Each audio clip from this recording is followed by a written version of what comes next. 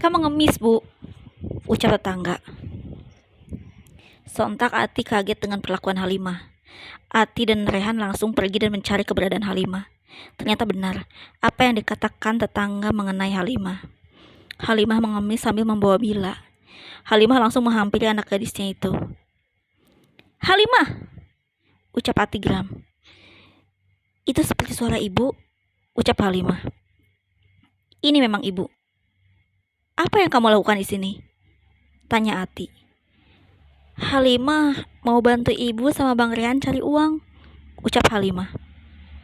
"Tapi kenapa harus di sini? Dan kenapa membawa Bila?" tanya Ati. Halimah kerja sambil ngasuh Bila. Lihat uang Halimah banyak. Tadi Halimah bisa belikan Bila makanan dan mainan. Nih, sekarang mainannya sudah dipegang sama Bila, ucap Halimah. Tiba-tiba mainan itu dibuang oleh Rehan yang tengah kesal. "Loh, mainannya dibuang ya? Siapa yang buang?" tanya Halimah. "Aku yang buang, kenapa?" tanya Rehan dengan nada tinggi. "Bang, aku susah payah lo beliin mainan itu," ucap Halimah. "Dengan membawa anakku mengemis?" tanya Rehan. "Yang penting aku bisa menghasilkan uang." "Bawa uang ini," pinta Halimah sambil menyodorkan uang tersebut. "Aku gak sudi makan uang itu. Besok Bila gak akan aku titipkan ke kamu lagi," ucap Rehan sambil membawa Bila pulang. Halimah merasa sedih. Air matanya mulai berlinang. "Ayo kita pulang, Nak," ucap Ati. "Bu, aku cuma mau bantu perekonomian keluarga kita," ucap Halimah. "Niatmu memang bagus, tapi caramu ini salah, Nak," ucap Ati. "Apa yang bisa diperbuat sama si buta ini?" tanya Halimah. "Istirahat saja ya, Nak. Ibu tahu ini berat, tapi jangan semua ini kamu jadikan beban. Ayo kita pulang dan selesaikan semua masalah ini di rumah," ucap Ati sambil menuntun Halimah. Rehan tidak menitipkan Bila pada Halimah lagi karena khawatir akan dibawa untuk mengemis lagi. Besoknya dia menitipkan Bila pada Mimi yang kejam. "Kenapa dibawa ke sini lagi? Bukannya sudah ada Halimah?" tanya Mimi sinis. Aku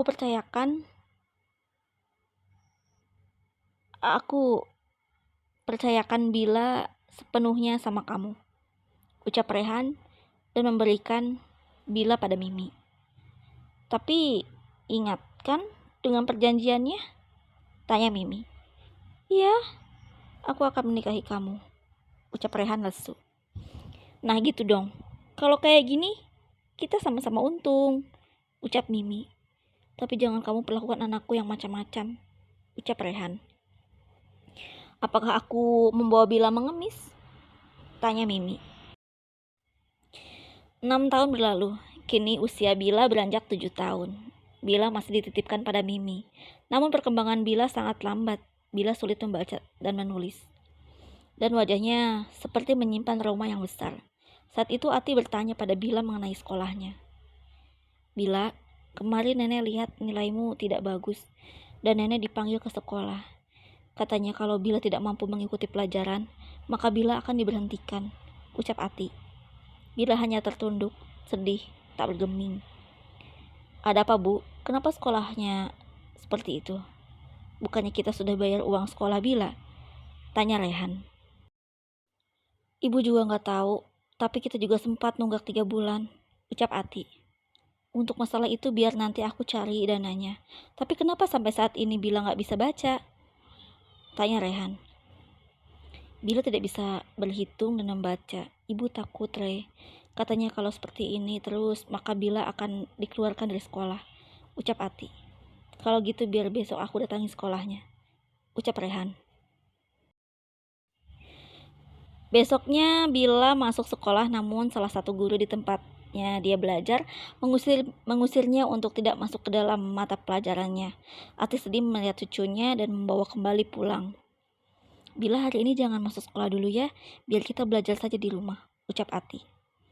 Kalau Bila nggak sekolah, nanti Bila nggak bisa baca, ucap Bila polos. Bila belajar baca sama nenek saja, atau mau sama Tante Mimi? Tanya Ati. Aku mau belajar sama nenek aja, tapi kalau nenek belajar sama Bila, berarti nenek nggak jualan? Tanya Bila.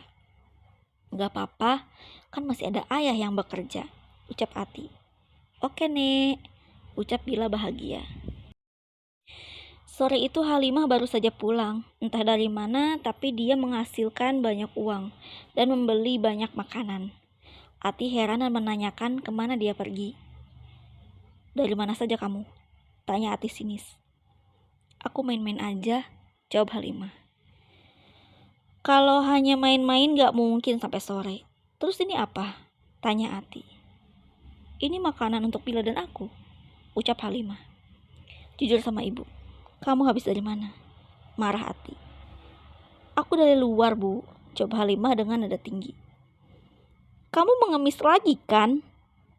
Tanya Ati.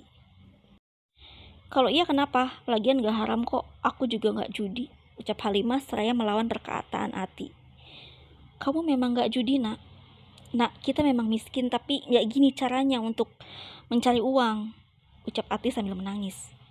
Bu, aku bisa apa? Aku ini buta. Aku hanya ingin membantu kalian yang ada di rumah. Hargailah jadi payah aku ini. Aku kasihan sama Bila yang sekolahnya menunggak, ucap Halimah.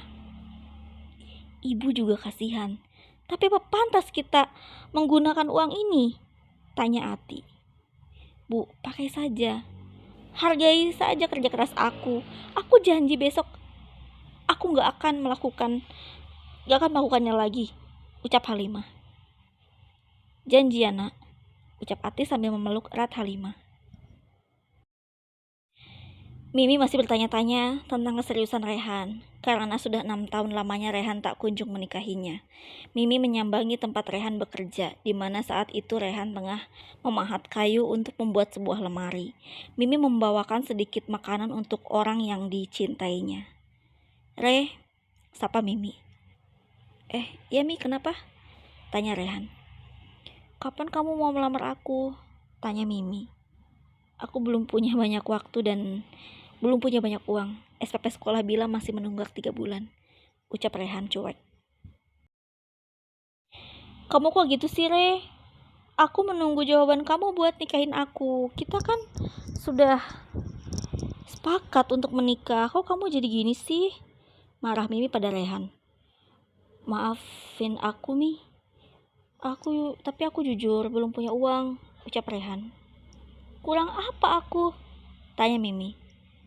Maafin aku tapi aku masih serba kekurangan, ucap Rehan.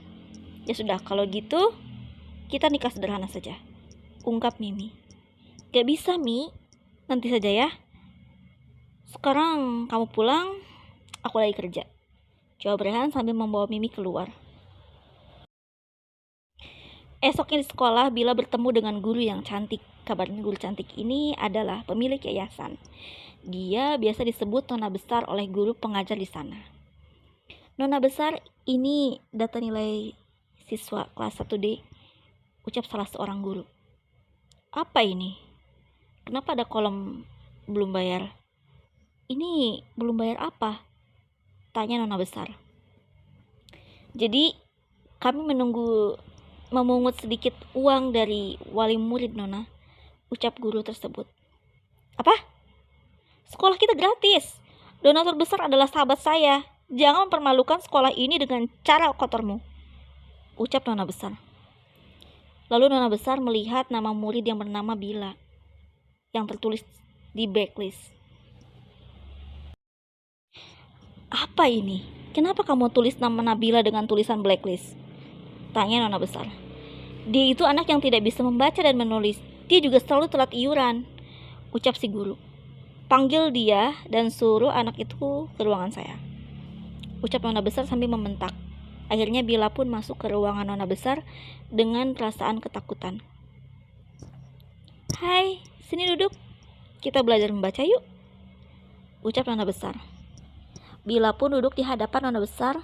Mereka pun mulai akrab. Hari demi hari, akhirnya Bila bisa membaca.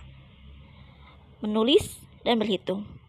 Ati, Rehan, dan Halimah pun kagum dengan Bila.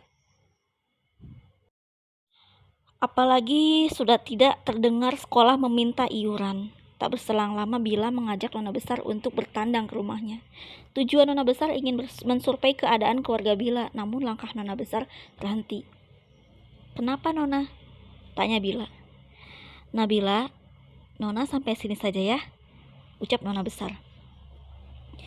Nona Besar seperti meninggalkan trauma yang besar. Dia pun akhirnya pergi dan tak menginjak kediaman Bila.